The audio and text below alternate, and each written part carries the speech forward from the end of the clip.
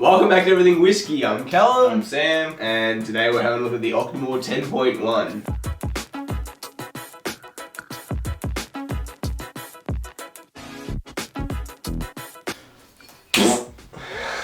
Scare him with his new bottle.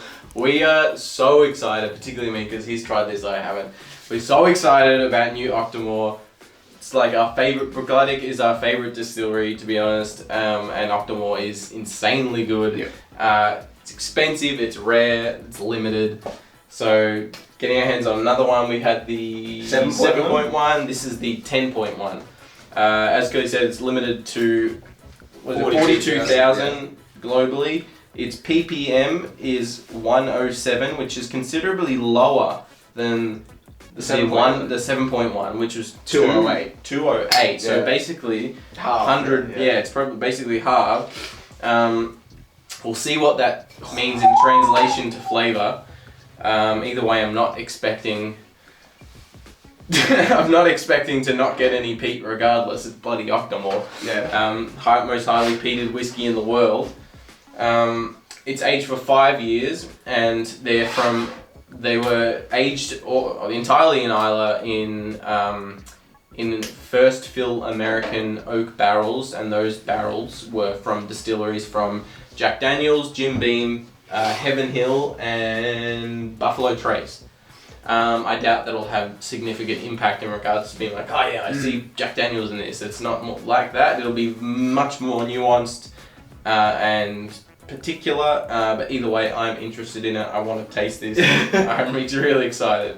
First off the bat, it's pretty pale. So 5 years, I'm not expecting a huge amount of darkness. Octomores are pale, so yeah, and they're not super aged. These Octomores, they're only around 5 years. They're around 4 to 8 years max. I think this one says how old it is. It's 5, yeah. Yeah, aged for 5 years.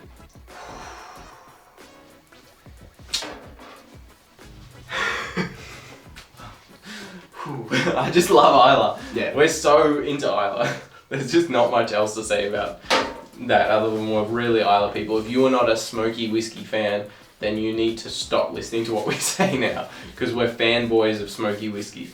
But I mean, that can change though, because like, I've had people in my own personal life that, I mean, they've grown up with just like the classic Scotch, and I've introduced them to like Lagavulin, and they love it. Oh no! If you're not into it, doesn't mean you won't ever be into it. Most likely you will. It's more of a natural progression more than anything else.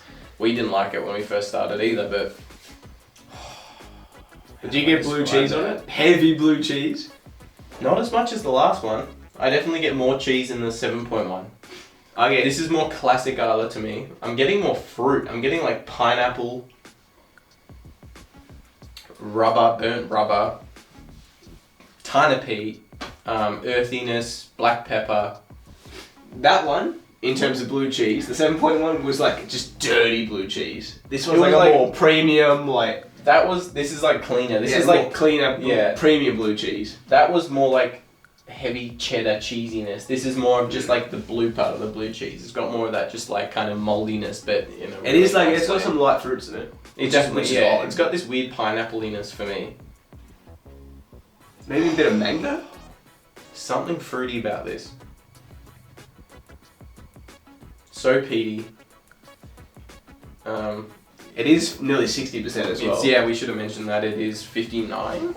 59.8. 59.8, so it's 60% alcohol, which is, I mean, it's not much more than the last one. I'm pretty sure it's, yeah, so it's literally 0.3% more than the last one. But so you're not going to notice, but I'm just jumping in. I want to taste it. Yeah.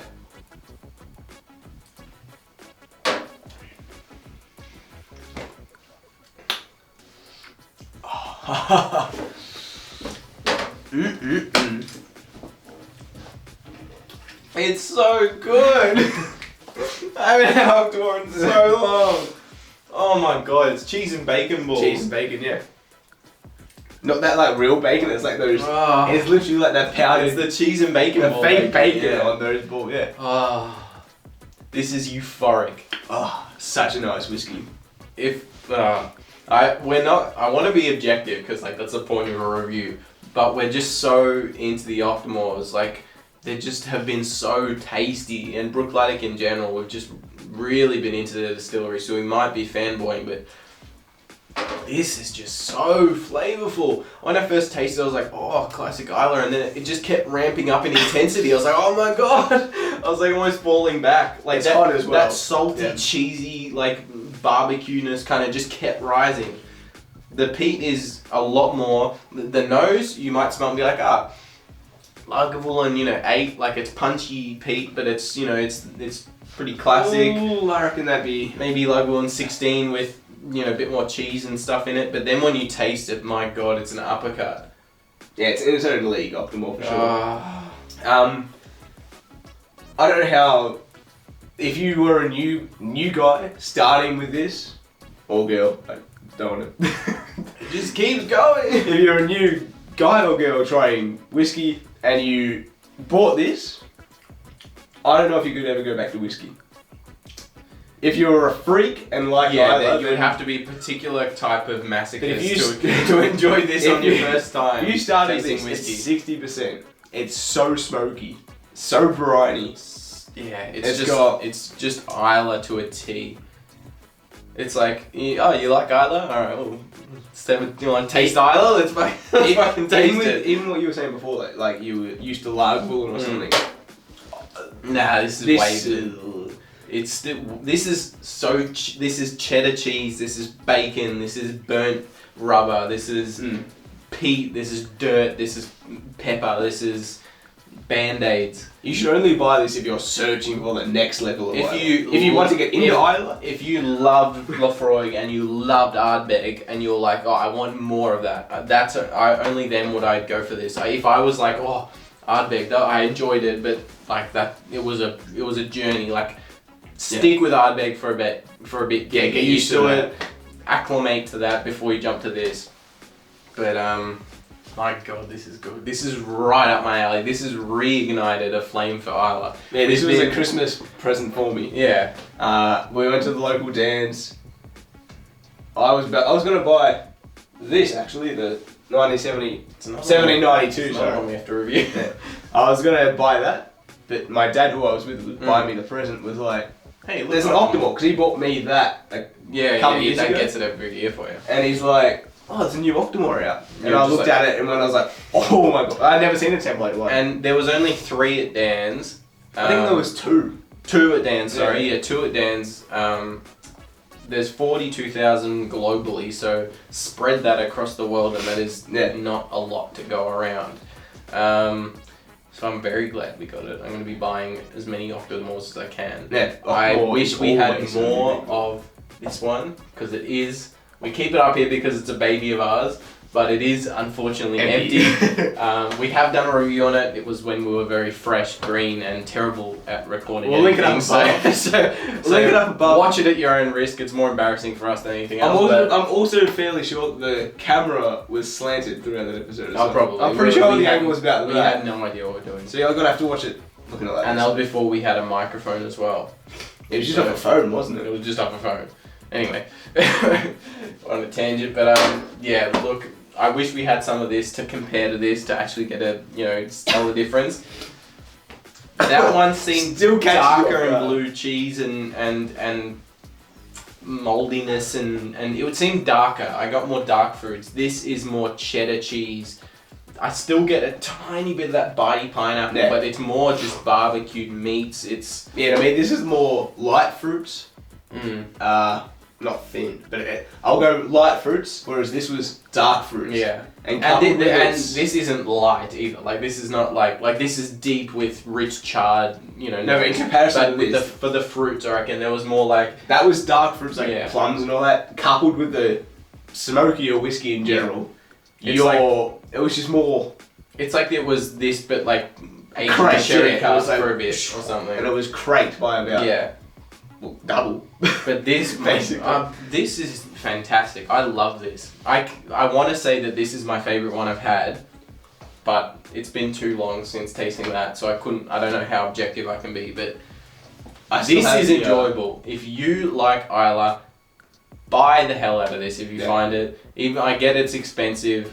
$240 in Australia, 230. 230, I think I'll take. So wherever you are, just pick it up if you can afford it and keep it there until you're ready, because once you enjoy these kinds of things, they are so enjoyable. Like once you're at this level to be able to enjoy it, you will goddamn enjoy it. You know? Even if you didn't drink it, they gain value. Like there's exactly, ones of them, yeah. so. Look, if you just want to, exactly, because they're so limited. These every time they're 1.1, 6.1, whatever where you're at, those don't come about again. These are additions. These are the 10.1. I think they're up to 11 right now. Yeah, but the latest ones. Once they're gone, they do not come back. They just keep going. So they are unique and limited. So I just want to buy it for a collector's value and not more, even just to really enjoy it. Do you want to add a touch of water to this? Yeah, alright. I feel like it's blasphemy to put water in. Have another sip. Don't waste it.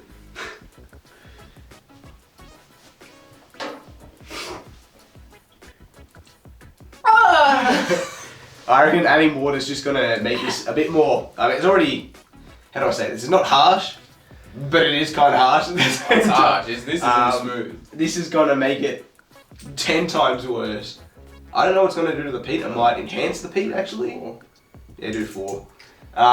It might enhance the peat or it might actually hide it. I'm actually kind of interested. No idea. I'm just gonna brace myself for a lot of alcohol burn. Yeah. Because it's 60% and drop off courtesy of the whiskey vault. jumps at the glass. Have a look at that. I mean, it jumps at the glass regardless. Can't tell any difference. It's kind of smells the same. It's a bit more. It's just burny. Yeah, Jumps more at the burny. Oh wait, no, tasting that one. was like genuinely. We had to have a little break. Someone came in the room as I sipped, but oh my god, yeah, it just burned. It's just peat and burn. Ooh, That's all it is. ooh, ooh. It gets rid of It must be an all- oily whiskey. Like I mean, it tastes oily normally It anyway. gets but rid of all the flavour, and it's just burnt and I reckon it's still heaps of flavour, but like it's just kind of overwhelms your senses because the burn. It must push up all those oils, and you just get a full-on uppercut. And it keeps burning. It keeps going. and Yeah, going. I was like, oh, that's burning. Oh my god.